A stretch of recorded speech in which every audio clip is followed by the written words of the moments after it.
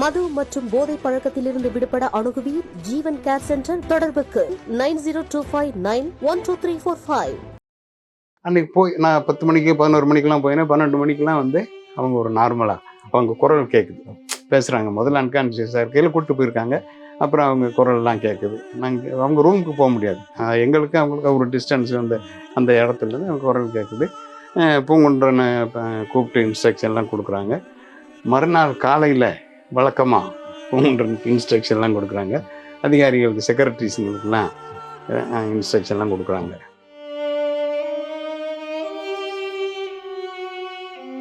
26ஆம் தேதி அவங்கள வந்து வெளியில் அங்கேருந்து 2வது ஃப்ளோர்லேருந்து கீழே கிரவுண்ட் ஃப்ளோருக்கு கூப்பிட்டு வர்றாங்க. ஸ்கேன் எடுக்கிறதுக்காண்டி கீழே போய் ஸ்கேன் எடுத்துகிட்டு திரும்பி மேலே வந்து அவங்கள லிஃப்டில் இருந்து அந்த எம்டிசிசி யூனிட்டுக்கு அப்படி தள்ளிட்டு வரையில் அந்த ஸ்ட்ரெச்சரில் நான் முன்னாடி இருக்கேன். லெஃப்ட் சைடில் இன்னொரு டிஎஸ்பி, ரைட் சைடில் ஒரு டிஎஸ்பி, சின்னம்மா, மெடிக்கல் அந்த ஹாஸ்பிட்டல் ஸ்டாஃப்ஸ் எல்லாருமே இருக்காங்க. அவங்கெல்லாம் வரையில் அவங்க சொல்கிறாங்க, ஒரு பிஎஸ்ஓ பேரை சொல்லி, பயப்படாதீங்க, இன்னும் 2 நாளில் வீட்டுக்கு போயிடுவோம், எனக்கு ஒன்றும் ஆகாது அப்படின்னு அவங்க சொன்னது அத்தனை அங்கே இருந்த அந்த டாக்டருக்கு எல்லாருக்குமே தெரியும்.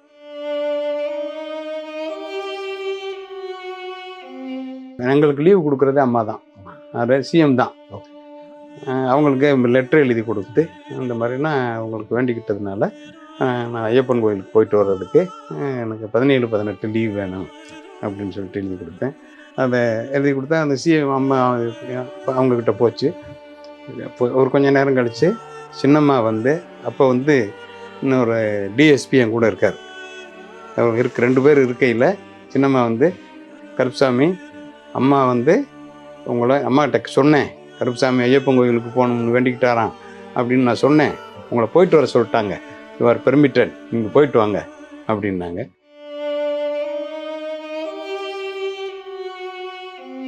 19ஆம் தேதி இந்த ரூமில் இருந்து நார்மல் ரூமுக்கு இங்கேருந்து அப்படியே ட்ரான்ஸ்ஃபர் பண்ணி கூப்பிட்டு போகிறாங்க. அப்போ வந்து அவங்கள வந்து ஸ்ட்ரெச்சரில் வச்சு வெளியே அந்த வறண்டா வழியாக அதுக்கு கூப்பிட்டு போகிறாங்க. அப்போ வந்து நாங்கள் பாதுகாப்பு அதிகாரிகள் தான் கூட இருப்போம். அப்போ அவங்கள தள்ளிக்கிட்டு வரையில் எதிர்த்த மாதிரி நான் நின்றுக்கிட்டு அப்போவும் இப்படி கையை தூக்கி கும்பிட்டேன். எனக்கு அவங்க திருப்பி கையை தூக்கி கும்பிட்டு சிரிச்சுக்கிட்டு அப்போ தான் பல்லெல்லாம் வந்து, அதாவது நான் அப்போ அந்த பார்த்த உருவத்துக்கும் ஒரு மாதம் மருத்துவமனையில் இருந்ததற்கான அடையாளமோட ஒரு சீக்காளி அம்மாவை நான் பார்த்தேன்.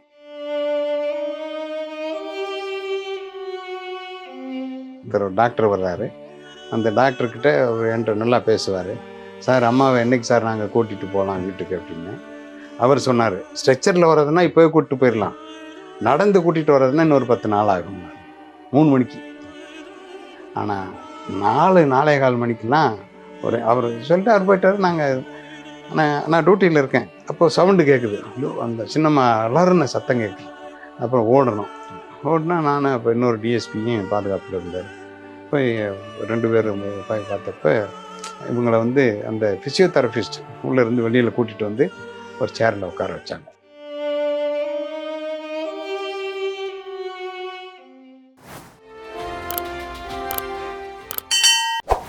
தமிழா பார்வையாளர்களுக்கு வணக்கம். இந்த சிறப்பு நேர்காணலில் நாம் சந்திக்க இருப்பது பணி நிறைவு பெற்ற டிஎஸ்பி கருப்புசாமி அவர்களுடன் பேசலாம்.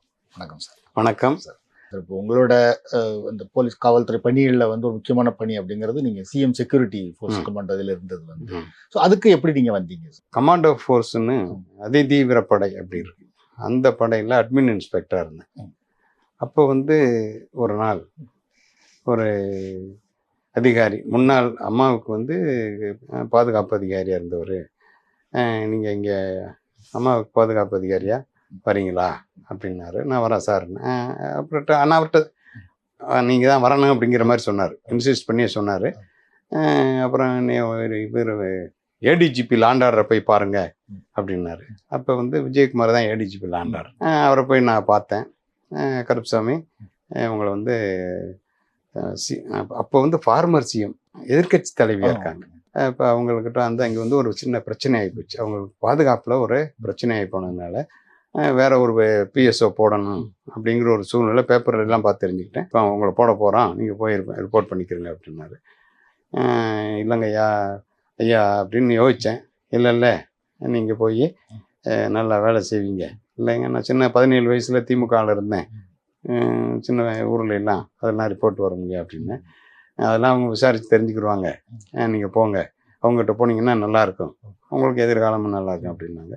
சரி சார் அப்படின்னு சொல்லிட்டு வந்துட்டேன். 2வது நாளாக எனக்கு ஆர்டர் வந்துச்சு. ஆர்டர் வந்த உடனே அப்போ அந்த பிரிவில் வந்து இன்னொரு ஏடிஜிபி இருந்தார். அவர்கிட்ட போய் இந்த மாதிரி அவரை தான் ஆர்டர் வந்திருக்கு அப்படின்னு, நீங்கள் அந்த அம்மாவுக்கு பாதுகாப்பு அதிகாரி போகிறீங்க, அது வந்து ஒரு 2 பக்கமும் ஷார்ப்பான கத்தி மேலே நடக்கிறது மாதிரி ரொம்ப கவனமாக இருக்கணும், உங்களால் முடியும், நீங்கள் போய் வேலை செய்யுங்க அப்படின்னாங்க. இப்படி தான் நான் அம்மாவுக்கு வந்து ஒரு பாதுகாப்பு அதிகாரியாக போனேன். சார் இப்போ அவங்களோட பாதுகாப்பு அதிகாரியாக நீங்கள் போகிறீங்க. ஸோ இதுக்காக நீங்கள் அவங்கள போய் சந்திச்சிருப்பீங்க. முதல்ல அவங்கள சந்திச்ச அனுபவம் ஞாபகம் இருக்கா? நவம்பர் மாதம் 2007 13ஆம் தேதி அவங்க போயஸ் கார்டனுக்கு போகிறேன் சார். பெரிய கேட்டு, இரும்பு கேட்டு அங்கே வெளியில் வந்து ஒருத்தர் உட்காந்துருந்தார். அவர்கிட்ட போய், அவர் வந்து ஏற்கனவே பாதுகாப்பு அதிகாரியாக இருக்கிறவர், அவரை போய் விஷ் பண்ணேன். அவர் வந்து ஏற்கனவே எனக்கு அறிமுகம் இல்லாதவர், வாங்க அப்படின்னு உள்ளே கூப்பிட்டு போனார். உள்ளே கூட்டிகிட்டு போகையிலேயே, உள்ளே நான் நுழையிலேயே எனக்கு ஒரு வித்தியாசமான ஒரு உணர்வு மனசில் ஏற்பட்டுச்சு. அப்புறம் அப்படி உள்ளே போகையில் போர்ட்டிக்கோவில் போய் நிற்கல. போர்ட்டிக்கோவில் அம்மா இங்கே வந்து போர்ட்டிக்கோவில் ஒரு மார்பலில் பிள்ளையார் உருவம் வரைஞ்சிருக்கு. அதை பார்த்துட்டு அவர் என்ன பண்ணார், கும்பிட்டு, அம்மா டெய்லி இதை கும்பிட்டு தான் போவாங்க, வரவங்கெல்லாம் எல்லாரும் இதை கும்பிட்டு தான் வருவாங்க, நானும் ஒரு கும்பிடு போட்டு அப்புறம் நேராக கூப்பிட்டு போனார். பூங்குன்றன்கிட்ட கூட்டிகிட்டு போனார். பூங்குன்றன் யாருன்னா அவர் தான் அம்மாவுடைய பிஏ, அம்மாவுடைய வாய்ஸ், அவர்கிட்ட நேரடி தொடர்பு இருக்கிறவர். கூப்பிட்டு போய் நான் போய் இவர் வந்திருக்காரு அப்படிங்கிறாரு. சார் நான் கருப்புசாமி சார், அம்மா போய் ஆர்டர் வந்திருக்கு அப்படின்னு. உடனே இன்டர்காமில் அம்மாக்கிட்ட பேசினார். பேசிட்டு உடனே எனக்கு சொன்னார், அவரை நாளைக்கு நல்லா இருக்கு நாளைக்கு வந்து ரிப்போர்ட் பண்ண சொல்லுங்கள், நாளைக்கு 4 மணிக்கு நான் பார்க்குறேன் அப்படின்னு சொல்லிட்டாங்க. நீங்கள் போயிட்டு நாளைக்கு வாங்க சார்னார். மறுநாள் போனேன். 4 மணிக்கு முதல்ல அவங்க பொக்கையெல்லாம் வாங்கிட்டு போய் அம்மா இருந்த ரூமுக்குள்ளே என்னை போக சொன்னாங்க. போய் பொக்கையை கொடுத்துட்டு அவங்கக்கிட்ட ஆசீர்வாதம் வாங்கிட்டு, வாங்குறப்பவே வாங்க ஜேவி கருப்புசாமி அப்படின்னு தான் கூப்பிட்டாங்க. இனிஷியல் சொல்லி தான் கூப்பிட்டாங்க. கூப்பிட்டதோடு இல்லாமல் என்னை பற்றி முழுமையாக விசாரித்தாங்க, பூர்வீகத்தை விசாரித்தாங்க, மற்ற இந்த மாதிரிலாம் விசாரிச்சுக்கிட்டு ஃபேமிலியை பற்றிலாம் விசாரித்தாங்க. விசாரிச்சுட்டு எல்லாம் முடித்த உடனே முடிச்சுட்டாங்க அப்படின்னு தெரிஞ்சோன்னு நான் கேட்டேன், அம்மா நான் சின்ன வயசில் 17 வயசில் நான் திமுகவில் இருந்தேன் எங்கள் ஊரில், அதை போலீஸ் வெரிஃபிகேஷனில் அதை எழுதியிருப்பாங்க.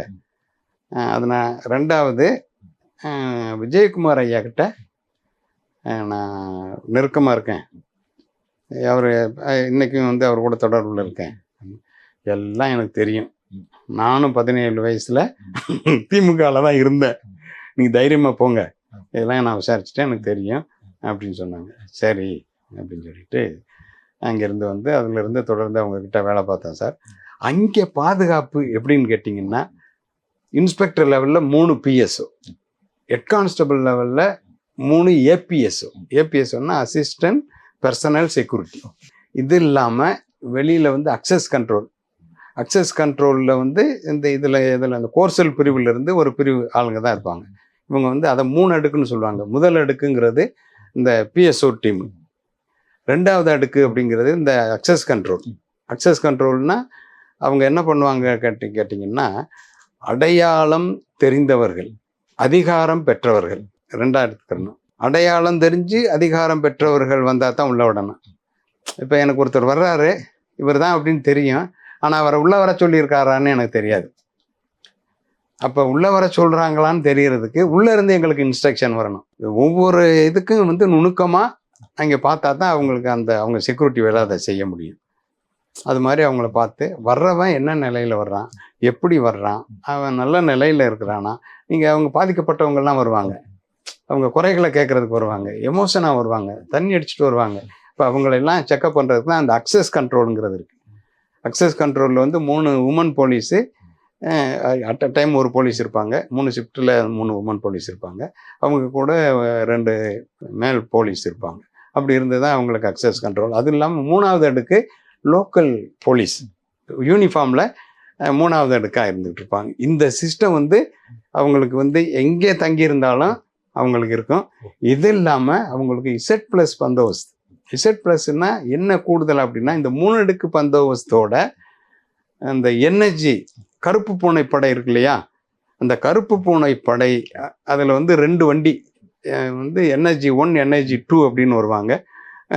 அதில் வந்து AK-47 3 அதிகாரிகள் இருப்பாங்க. ஒருத்தர் வண்டி ஓட்டுவார், 3 ஆஃபீஸர் 3 பேர் இருப்பாங்க. முன்னால் போகிற வண்டி, முன்னால் அம்மா வண்டிக்கு முதல் வண்டியாக அந்த எனர்ஜி வண்டி தான் போகும். 2வது அம்மா வண்டிக்கு பின் வண்டியும் அந்த எனர்ஜி வண்டி தான் போகும். இதுதான் வந்து இசட் ப்ளஸ். இதுக்கு பிறகு தான் நாங்களே போனோம். பிஎஸ்ஓ வண்டியே அவங்கள நாங்கள் வந்து நம்ம ஸ்டேட் போலீஸ் பாதுகாப்பு. இது வந்து இந்த வீட்டு வாசலுக்கு வெளியிலேருந்து வெளியே போயிட்டு அங்கேருந்து இங்கே வர வரைக்கும் தான். அவங்க ஸ்டேயிங் பிளேஸில் அவங்க கிடையாது. இதுதான் சார் அவங்களுடைய செக்யூரிட்டி பாயிண்ட். நாங்கள் வந்து அந்த முதல்ல நாங்கள் பிஎஸ்ஓ அப்படிங்கிறது பர்சனல் செக்யூரிட்டி ஆஃபீஸர். நேராக நாங்கள் எங்களுக்கு தான் நாங்கள் தான் அவங்கள சுற்றி இருப்போம். எங்ககிட்ட தான் அவங்க கண்ணை பார்த்து நாங்கள் செயல்படுறவங்க. சரி, இப்போ இந்த இது எப்படின்னா சார், இப்போ உங்கள் போயஸ்கார்டில் இருக்காங்க, போயஸ்கார்டில் இருப்பீங்க. இப்போ அவங்க அடிக்கடி கொடநாடு போகிறாங்க. அப்போ இந்த டீம் அப்படியே கொடநாடு போயிடுவீங்களா இல்லை எப்படி சார்? எங்கே போனாலும் நாங்கள் போயிடுவோம் சார். இந்த மாதிரி இப்போ ஜெயலலிதா பற்றி நீங்கள் அந்த கண்ணை பார்த்து பேசுவோம் அப்படின்னு சொன்னீங்க சார். அவங்கள பற்றி சொல்கிறது என்னென்னா வந்து கண்ணை பார்த்து பேசக்கூடாதுன்னு அப்படிங்கிற மாதிரி வெளியே சொல்கிறாங்க. எல்லாரும் அப்படி தான் சார். ஆனால் நான் மட்டும் எப்பவுமே அவங்கள, அதாவது அவங்க எப்போ பார்த்தாலும் இப்படி கும்பிடுவேன், கண்ணை பார்த்து தான் கும்பிடுவேன். அவங்களும் என்னை கண்ணை பார்த்து கும்பிட்டா தான் நான் விடுவேன். இதுதான் என்னுடைய லாஜிக். அதனால நான் வந்து பயப்படுறது கிடையாது. எப்பவுமே கையை ஏன் அப்படி கும்பிடுறீங்க அப்படின்னு கேட்டிங்கன்னா, நான் வந்து அவங்கள ஒரு கடவுளா வீட்டுக்குள்ளே நுழையில அவங்கள வந்து ஒரு ஆதிபரா சக்தியா அப்படிதான் நான் அவங்கள நினச்சேன். எனக்கு அது மாதிரி தான் ஒரு தோற்றம். அவங்கள நான் மனசார அவங்கள வந்து இது பண்ணேன். அதனால வந்து அவங்கள கடவுளாக பாவிச்சு, கடவுளை மேலே இப்போ கைக்கு தலைக்கு மேலே கும்பிடணும், அம்மா பெற்றவங்களை வந்து நெஞ்சுக்கு நேரம் கும்பிடணும், அதுக்கு வயிற்றுக்கு அப்படி கும்பிடணும்னு சொல்லுவாங்களோ அது மாதிரி சார். நீங்கள் அப்படி கூப்பிட்றது அவங்க எப்படி எடுத்துக்கிட்டாங்க? அவங்க வந்து இப்போ என்னை வந்து முதல்லலாம் அப்படி அவங்க பார்க்குற பார்வை இப்படி பிடிச்சவன் பாரு, இவன் எல்லாரும் ஒருத்தன் பார்க்குற நம்மளை பார்க்குறதுக்கு பயப்படுற, இவன் மட்டும் இப்படி பார்க்குறான் பாரு அப்படின்னு தான் நினைப்பாங்க. நான் வந்து நம்ம மனசில் ஒன்றுங்க தப்பு கிடையாது சார். அவங்கள தெய்வமாக பார்க்குறோம். ஒரு இன்சிடென்ட் இருக்கு. இந்த இன்சிடென்ட் வந்து குடநாட்டில் இருக்கையில் ஒரு நாள் வந்து சின்னம்மா இல்லாத பொழுது இன்னொரு டிஎஸ்பி, நான், டிரைவர், அம்மா, இவங்க மட்டும் அவங்க வந்து வெளியில் போகணும், கிளம்புங்க அப்படின்னாங்க. கிளம்பி போனோம். அவங்களுக்கு அங்கே ஒரு ஃபேக்ட்ரி இருக்குது. ஃபேக்ட்ரியில் மேலேருந்து கீழே இறங்குறது மாதிரி இரும்பு படிக்கட்டு. இந்த இரும்பு படிக்கட்டில் மேலேருந்து கீழே இறங்கணும். அவங்க சின்னம்மா வந்து அவங்க இறங்க விட மாட்டாங்க. இவங்க வந்து இப்போ என்ன பண்ணுறாங்க, அங்கே போய் நாங்கள் எதிர்பார்க்கல. அங்கே போன உடனே இன்னொரு டிஎஸ்பி இறங்க அப்படின்னாங்க. அவர் இறங்கிட்டாரு. நீங்கள் இறங்க அப்படின்னாங்க. நான் இறங்கி 4வது படிக்கட்டில் நின்றுக்கிட்டேன். இறங்க அப்படின்னாங்க. இல்லைம்மா நான் இறங்கக்கூடாதுமான்னு. நீங்கள் இறங்க நான் இறங்குறேன் அப்படின்னு. அப்புறம் ஒரு கால் எடுத்து வைப்பாங்க, நான் ஒரு காலை கீழே எடுத்து வைப்பேன். 2வது அப்படியே இறங்கி கீழே இறங்கின உடனே என்னை ஒரு முறைச்சாங்க. முறைச்சிட்டு நான் எந்த தப்பும் பண்ணலம்மா, என் வேலையை தான் செஞ்சேன் அப்படின்னு சிரிச்சிட்டாங்க. இப்போ அவங்கள பார்த்துட்டு இப்போ ஆஃபீஸர்ஸ் திரும்பும்போது வந்து திரும்பக்கூடாது, அப்படியே பின்னாக்கி நடந்து வரணும் அப்படின்னு சொல்கிறாங்க. வந்து அப்படிலாம் இல்லை சார். அதெல்லாம் வந்து சும்மா அவங்க அது வந்து ரொட்டீன் தானே சார், எல்லாத்துக்குமே தானே சார், அவங்களுக்குன்னு கிடையாது. நீங்கள் போலீஸில் மற்ற யாரெல்லாம் எப்படிலாம் இருக்கணுமோ அப்படி தான் சார். அவன் வந்து நீங்கள் பயந்துக்கிட்டு நீங்கள் அரசியல்வாதி நீங்கள் போகிறாங்க அப்படின்னா எப்படி வேணாலும் போவாங்க. அதுக்கு வந்து நம்ம சொல்ல முடியாது. நாங்கள் போலீஸ் வேலை, செக்யூரிட்டி வேலையை நாங்கள் அதை கரெக்டாக செய்வோம் சார். அவங்கள வந்து ஒரு குழந்தை மாதிரி பாய்ப்போம் சார். ஒரு குழந்தைய நாங்கள் வெளியில் கூட்டிகிட்டு போய் வீட்டுக்குள்ளே கூட்டிகிட்டு வர்றது மாதிரி தான் சார். அந்த ஒரு பச்சை குழந்தைக்கு என்ன பாதுகாப்பு எப்படி கொண்டு போகணும், அது மாதிரி தான் சார். இப்போ இந்த படியில் இறங்கி வர இன்சிடென்ட் இப்போ அவங்க உரைச்சாங்கன்னு சொன்னீங்க. இதை மாதிரி நீங்கள் அவங்க பாதுகாப்புக்காக சில நேரங்களில் அவங்க விரும்பாத சில விஷயங்களையும் நீங்கள் ஒரு கட்டுப்பாடுகள் செய்ய வேண்டியது இருக்கும். அதெல்லாம் அவங்க எப்படி எடுத்துக்கிட்டாங்க சார்? நான் இருந்த 10 ஆண்டுகளில் எங்கள் டீம் எல்லாம் வந்து இப்போ எங்கள் கூட இருந்த அதிகாரிகளும் சரி, போலீஸும் சரி, நாங்கள் well trained sir. Well trained அப்படின்னா இந்த வள்ளுவர் தாத்தா சொன்ன மாதிரி இதனால் இவன் முடிப்பான் என்று ஆய்ந்து அதனை அவன் கண் விடல் அப்படிங்கிறது மாதிரி, இந்த வேலையை இவன் செய்வான், இந்த வேலையை இவன் செய்வான், இதை தூக்கிட்டு போவான், இவன் அங்கே வைப்பான் கரெக்டாக, இவன் வந்து இதை எடுத்துகிட்டு வருவான், இதை ஃப்ளவர் பொக்கே வாங்குவான், இதை வாங்கி எப்போ பாஸ் பண்ணுவான், அப்படிங்கிறதுக்கு வந்து ஒவ்வொருத்தனுக்குமே நாங்கள் வந்து ட்ரைனிங் கொடுப்போம் சார். இந்த பிஎஸ்ஓ இருக்கோம்ல, இந்த டிஎஸ்பிஸ் இருக்கோம்ல, ஒருத்தர் டியூட்டிக்கு வந்தான்னா அவன் என்ன டியூட்டி, அவன் எப்படி நிற்கணும், அவன் எப்படி பார்க்கணும், எங்கே பார்க்கக்கூடாது, செய்யத்தக்க அல்ல செய்ய கெடும், செய்யத்தக்க செய்யாமையானும் கெடும் அப்படிங்கிற குரலை உணர்த்தி அவங்களுக்கு வந்து நல்லா சொல்லிக் கொடுப்போம் சார். அதனால வந்து அந்த டீம் எல்லாருமே அவன் வேலையை கரெக்டாக செய்ய வச்சிருவோம். அதாவது அவங்கள பற்றி சொல்றது என்னன்னா ரொம்ப கண்டிப்பானவங்க அப்படின்னு சொல்றாங்க. இப்போ உங்களோட அனுபவங்கள் எப்படி சார்? அவங்க வந்து அன்பு, அறிவு, ஆளுமை இதனுடைய மொத்த உருவம் தான் சார் அவங்க. இப்போ அவங்க போயஸ்கார்டில் இருக்கும்போது நீங்கள் பார்த்துருக்கீங்க, கொடநாட்டில் இருக்கும்போதும் பார்த்துருக்கீங்க. இந்த 2 இடங்களில் இருக்கிறதுக்கு ஏதாவது வித்தியாசங்களை உணர்ந்துருக்கீங்களா சார்? எங்கே அவங்க ரிலாக்ஸாக இருப்பாங்க? ரிலாக்ஸாக இருக்கிறதுக்காகத்தானே கொடநாடு சிலதாக ஒருக்க போகிறாங்க. அங்கே இருக்கையில் வந்து அப்பப்போ வெளியில் வந்து அவங்க தோட்டத்தில் வந்து அவங்க இந்த பேட்டரி கார் வச்சுருக்காங்க, அதில் வந்து அப்படியே ரவுண்ட்ஸ் வருவாங்க. நாங்களும் பாதுகாப்புக்கு அப்படி போயிட்டே இருப்போம். போயஸ் கார்டில் இருக்கும்போது எப்படி சார்? போயஸ் கார்டனில் வந்து வெளியிலலாம் வரமாட்டாங்க சார், அவங்க உள்ளே தான் இருப்பாங்க. அதுக்கு நாங்கள் அந்த உள்ளவங்க அவங்க வந்து புக்வாம்னு சொல்லுவாங்க, எப்பவுமே படிச்சுக்கிட்டு இருப்பாங்க. அவங்க வந்து ஹார்ட் ஒர்க்கர் சார். என்னை தான் ஹார்ட் ஒர்க்குன்னு நம்ம நினச்சிக்கிட்டு இருப்போம். அவங்க வந்து எல்லாத்தையும் விட பெரிய ஹார்ட் ஒர்க்கர் அப்படின்னு தான் என்னுடைய அபிப்பிராயம். உங்கள் மருத்துவமனையில் இருந்த வரை காலகட்டம் வரைக்கும் நீங்கள் அவங்களோட பாதுகாப்பு அதிகாரியாக தான் இருந்திருக்கீங்க.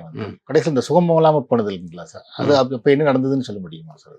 செப்டம்பர் 22ஆம் தேதி இரவு நான் வீட்டில் இருக்கையில் மாலையில் எனக்கு ஒரு ஃபோன் வருது. அப்போ வந்து நான் உடனே அங்கே போகிறேன்.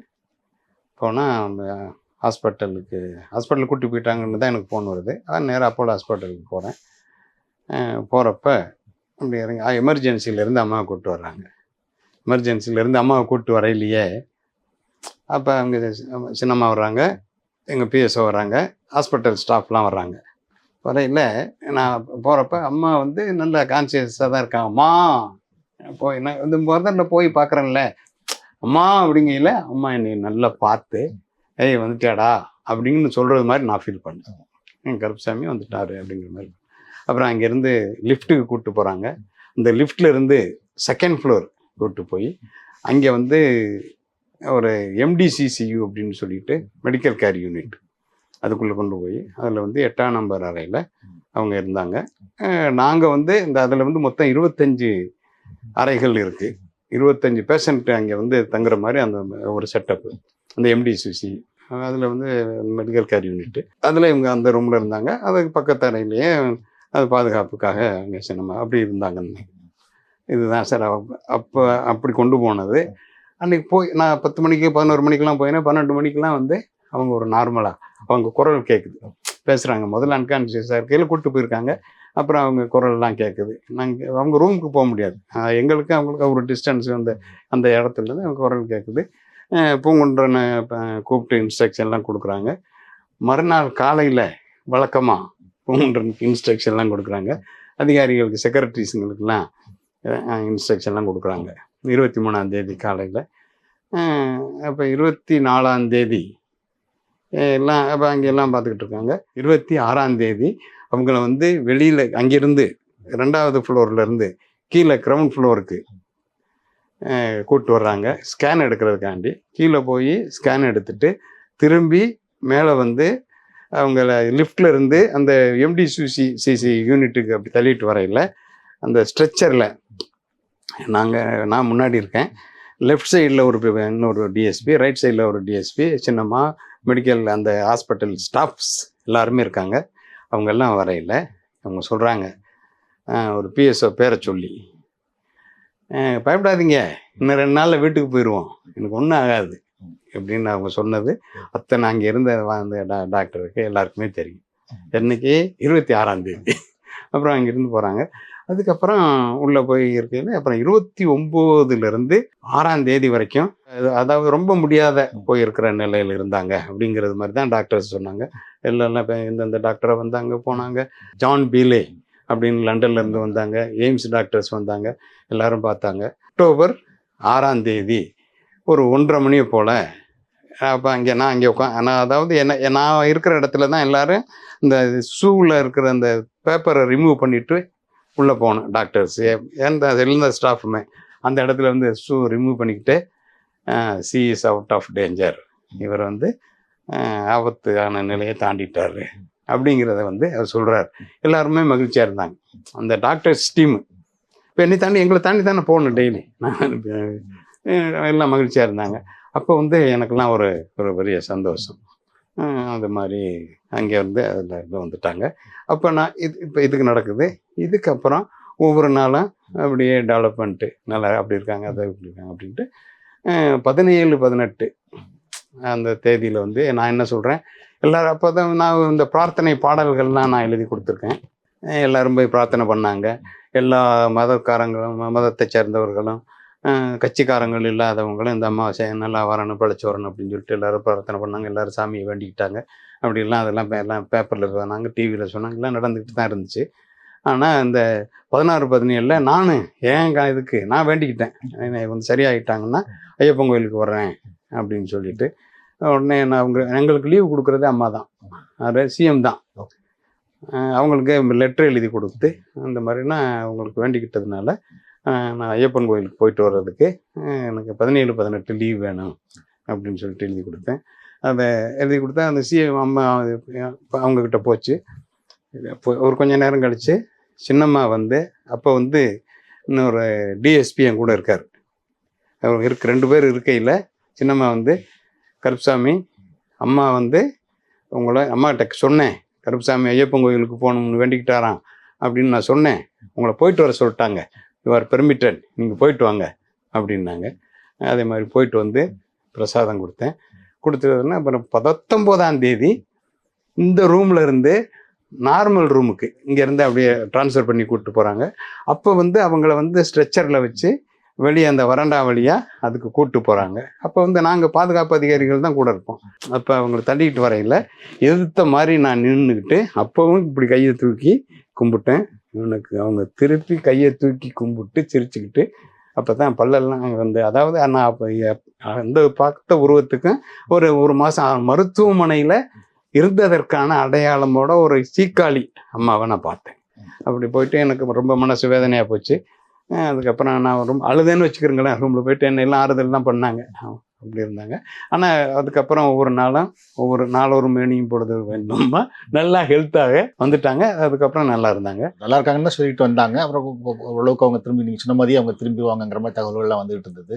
ஒரு கட்டத்தில் திடீர்னு திரும்ப அவங்க நிலைமையோட மோசமாயிடுச்சு. டிசம்பர் மாதம் 4ஆம் தேதி ஒரு அங்கேயே நடந்த இது வந்து எனக்கு நடந்த நிகழ்வை தான் நான் சொல்கிறேன். நான் பேசுனதை நான் சொல்கிறேன். இதுக்கு வந்து அப்போ அங்கே ஒருத்தர் டாக்டர் வர்றாரு. அந்த டாக்டர்கிட்ட அவர் என்கிட்ட நல்லா பேசுவார். சார் அம்மாவை என்னைக்கு சார் நாங்கள் கூட்டிகிட்டு போகலாம் வீட்டுக்கு அப்படின்னு.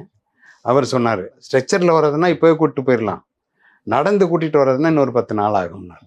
3 மணிக்கு. ஆனால் 4:45 மணிக்கெலாம் அவர் சொல்லிட்டு அவர் போயிட்டார். நான் டியூட்டியில் இருக்கேன். அப்போ சவுண்டு கேட்குது. ஐயோ, அந்த சின்னம்மா அலறுன சத்தம் கேட்குது. அப்புறம் ஓடினா நான் அப்போ இன்னொரு டிஎஸ்பியும் பாதுகாப்பில் இருந்தார். போய் 2 பேரும் போய் பார்த்தப்ப இவங்களை வந்து அந்த ஃபிசியோதெரபிஸ்ட் உள்ளேருந்து வெளியில் கூட்டிகிட்டு வந்து ஒரு சேரில் உட்கார வச்சாங்க. அப்போ உள்ளே வந்து அதுக்கு அப்போ டக்குடோரே இது பண்ணி அப்புறமா அவசரமாக 5-6 டாக்டர்ஸ் இருந்தாங்க. ஒரு 10-15 பேர் இருந்தாங்க. டெக்னீஷியன் இவங்கெல்லாம் இந்த எக்மோ மிஷின் அவங்களுக்கு பொருத்தி அதை சரி பண்ணிக்கிட்டு அவங்களுக்கு வந்து இந்த செயற்கை சுவாசம் இது பண்ணுறது, அதாவது நுரையீரலும் இதயமும் அவங்களை இது பண்ணுறது மாதிரி எக்மோன்னு ஒரு மிஷின் கண்டுபிடிச்சிருக்காங்க. அதுக்கப்புறம் நான் படிச்சுக்கிட்டேன். நான் வந்து DCFSC படிச்சிருக்கேன். அப்போ அதை இது பண்ணி அங்கே சரி பண்ணிக்கிட்டு வச்சுட்டாங்க. அதுக்கப்புறம் ட்ரீட்மெண்ட்லாம் போயிட்டு இருந்துச்சுன்னு வச்சுக்கிறீங்களேன். சசிகலா வந்து ரொம்ப அழுதாங்க. அப்புறம் நர்ஸ் வெளியே கூட்டு வந்து சேரில் உட்கார வச்சுருந்தாங்கன்னு சொன்னீங்க. அப்போ எப்படி இருந்தாங்க, அவங்க எப்படி இருந்தாங்க சசிகலா? அவங்களே வந்து ரொம்ப மயக்க நிலையில தான், அந்த மயங்கி போகிற மாதிரி ரொம்ப இதாக ஐயோ அப்படிங்கிற மாதிரி ஒரு இதாக இதில் வந்து நீண்ட காலம் ஹாஸ்பிட்டலில் இருந்தாங்க வந்து. ஸோ அதை பற்றி நிறைய கதைகள் வெளியே வந்துக்கிட்டே இருந்தது வந்து. அப்போ நீங்கள் ஃபுல்லாகவே அங்கே இருந்திருக்கீங்க வந்து, என்ன நடந்திருக்கு அப்படிங்கிறது உங்களுக்கு தெரியும். ஸோ யார் யார் பார்க்க வந்தாங்க, என்னென்ன நடந்ததுன்னு சொல்ல முடியுமா? வர்றவங்களையெல்லாம் ரிசீவ் பண்ணி நல்லா இருக்கிறாங்க அப்படின்னு சொல்லிட்டு, அதிகாரிகள் வந்தாலும் சரி, அரசியல்வாதிகள் வந்தாலும், தலைவர்கள் வந்தாலும் சரி, அவங்கள ரிசீவ் பண்ணி அவங்கள பதில் சொல்கிறதுக்குன்னு சொல்லிட்டு இப்போ காலையில் இருந்து இரவு வரைக்கும் அவர் தம்பிதுரை சார் இருப்பாருங்க சார், அவர்கிட்ட வந்தால் விசாரிச்சுட்டு போவாங்க சார்.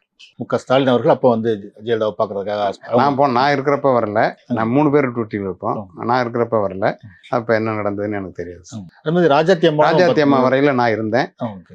நான் இருந்து அவங்கள கூப்பிட்டு போய் எங்களுக்கு இருக்கிற செக்யூரிட்டி ரூமில் உட்கார வச்சு சின்னம்மா வர வச்சு அவங்க கிட்ட வந்து ஒரு 40 நிமிஷத்துக்கு மேலே பேசிட்டு போனாங்க சார். அப்படி வந்தவங்க யாரும் ஜெயலலிதாவை பார்த்தாங்களா சார்? பார்த்தாங்களான்னு சொல்கிறோம்ல. அங்கே வந்து அவங்களுக்கு டாக்டர்ஸ் ட்ரீட்மெண்ட் பார்க்குற டாக்டர்ஸ் எத்தனை பேர், அத்தனை டாக்டரும் பார்த்துக்கிட்டு இருக்கோம். உள்ளே இருக்கிற ஃபிசியோதெரபிஸ்ட் பார்க்குறாங்க.